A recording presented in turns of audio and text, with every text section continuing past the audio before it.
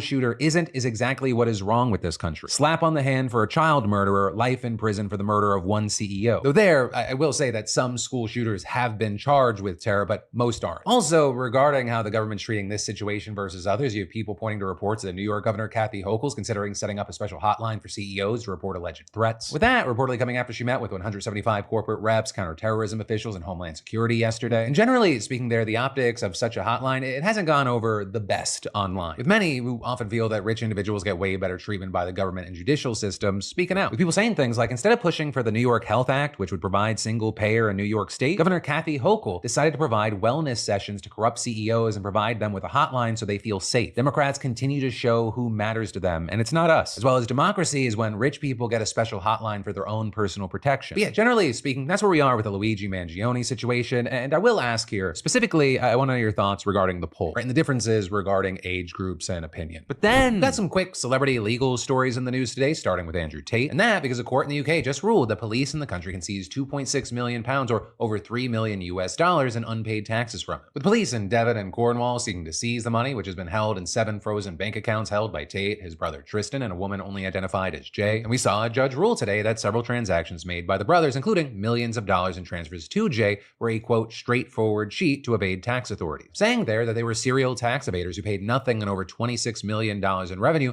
made over the course of nearly a decade. And one lawyer even alleging that Tate had previously publicly said, "When I lived in England, I refused to pay tax." With then, according to the BBC, detectives linking some of the revenue to the human trafficking allegations the brothers are facing in Romania, but have repeatedly denied. With all the money reportedly coming from earnings in the War Room, Hustlers University, Cobra Tate, and OnlyFans. So for his part, Tate has slammed the court's decision online, writing, "First, they said I was a human trafficker, but couldn't find a single girl to testify. So instead, they stole all the money they could find from banks. If you speak against power, they will do anything to destroy you." And adding, when they fail to control your influence, they audit your influence. When they fail to match your power, they nitpick your paperwork. They want the world to believe that a man of mastery can be reduced to a headline in a lying newspaper. With him then further adding in a statement, "This is not justice. It's a coordinated attack on anyone who dares to challenge the system." But then with all that, you had police forces releasing a statement saying not only did their investigations find that Tate and his brother paid no taxes on income earned between 2014 and 2022, but both individuals are alleged to have concealed the origins of their income by channeling money through, quote, front accounts, constituting criminal activity and rendering those earnings proceeds of crime. Though notably, these proceedings were civil, not criminal. But obviously, there are a lot of cases left to play out with the Tates, so we'll have to wait to see. But that said, it brings us to our second legal celebrity update, and that is Megan Thee Stallion seeking a restraining order against Tory Lanez. Right, which is interesting because 2 years ago, he was convicted for shooting Meg in the feet and eventually sentenced to 10 years in prison. But with that, she's alleging that he's managed to continue a campaign of harassment from behind bars. And with that, you have multiple outlets obtaining the nearly 200-page filing, which claims that Tory continues to terrorize Meg, and adding, due to inadequacies and loopholes in the criminal justice system, she is currently without any formal protection against his attacks. And then further claiming that Tory and his legal team purposefully filed petitions challenging his conviction on the day Meg's documentary came out in an effort to spread false claims about the case while she was telling the public her story, even calling Tory's alleged efforts psychological warfare. And this is notably, Meg claims that he's not doing this alone and has formed a, quote, conspiratorial relationship with a blogger who is smearing her name online. And actually with that, Meg previously filed a lawsuit against that blogger, and her latest filing now points to prison calls between Tory and his father where they allegedly discussed paying the blogger. But they're claiming that they are working together to bully, harass, and further victimize her, and likening that blogger to a puppet that Tory's using. And so she's seeking a new restraining order as a previous protection order expired that would prevent Tory from directly or indirectly harassing and intimidating her. The filing then saying that without a restraining order, she will have no protection from Tory when he's released, and this possibility alone causes her severe emotional distress and makes her fearful for her life. And then, if you live in Florida, you will no longer be able to access Pornhub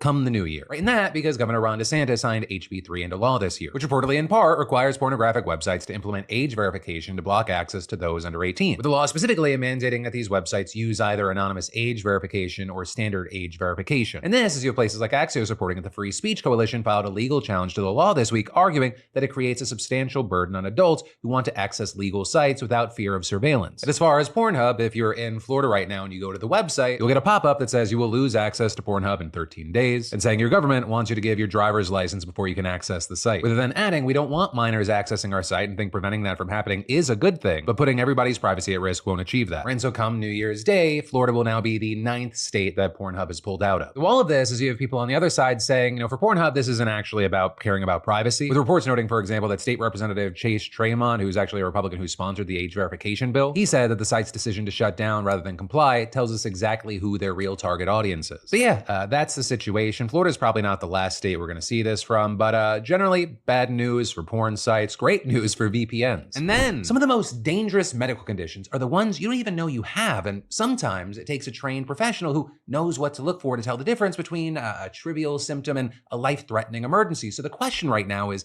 can you make that judgment over the phone or even with a video call, right? And hitting on that, we're seeing people like Simon Rowland, a researcher with the healthcare company Haleon, telling the Washington Post that few providers actually receive special training in making remote diagnoses, which can be especially difficult in acute cases. And also what we're seeing right now is that the answer appears to be revealing itself thanks to One Medical. Right, they're that in-person and telehealth primary care provider that was acquired by Amazon for almost $4 billion in early 2023. And with that, you have the Post reporting that just before Christmas that year, One Medical allegedly made a fuck up that apparently led to its first ever wrongful death lawsuit, with Philip Tong, a beloved father and husband in his 40s, logging onto a video consultation to report some symptoms. Namely there that he was short of breath, coughing up blood, and watching his feet turn blue. Which I gotta say, even as someone with zero medical education, I gotta say sounds pretty serious. Oh, and also our guy Phil, he was diabetic and had been sick with flu-like symptoms for about a week up to this point. Yet, according to the lawsuit, the provider's recommendation was simple: just buy an inhaler. But then, just hours later, Tong collapsed in an emergency room and died the same day. And so now you have this lawsuit arguing that One Medical failed to order appropriate testing for him and lacked adequately trained and qualified staff, resulting in treatment that was careless, reckless, and negligent. And so you have the first meeting in that case scheduled for March of next year. But here's a big thing. This is not the first complaint that's been lobbed at One Medical or Amazon. After the company was acquired, current and former employees told the Post that the pressure to improve productivity increased at the expense of patient care, with reports saying that virtual providers' schedules became so tightly packed that 2 different patients reported having telehealth visits with providers who were clearly calling from their cars. And so at one clinic, you had former employees saying that standard appointments shrink from 1 hour to 30 minutes, health coaches no longer assisted physicians throughout appointments, and in-person mental health check-ins with behavioral health specialists were replaced with virtual visits, with doctors expected to see more and more patients per day, first around 6 and then eventually more than 12. And then a year after the acquisition, One Medical laid off several hundred employees, including some clinical staff and reception workers. Employees who were then replaced by a call center in Arizona manned by a staffing agency. Now with that, some of its workers are full-time employees, but reportedly many others are newly hired contractors with little to no medical experience and just a few weeks of training. So it's been argued that we're already beginning to see the consequences, with the Post, for example, reporting that the call center failed on more than a dozen occasions to seek immediate attention for elderly callers with urgent symptoms. With things like, for example, a patient reporting a blood clot, pain, and swelling, and staff didn't escalate the call and they just scheduled an appointment. But then, over the following 2 days, clinical staffers flagging 4 more call center errors involving elderly patients with urgent complaints, including stomach pain and blood and stool, a spike in blood pressure, an insect bite, and sudden rib pain. Now, with this, the corporate leadership has defended itself against all these accusations. With, for example, One Medical CEO claiming it's independent of Amazon leadership and any changes are unrelated to the acquisition. And that, along with the company claiming that it began shortening appointments before Amazon took it over, saying that patients are now screened in advance by a centralized team to save time and administrative tasks in the office. And then with that, claiming that the call center has improved response times and patient care. But hey, if this doesn't end up getting settled and this lawsuit unfolds and more reporting comes out,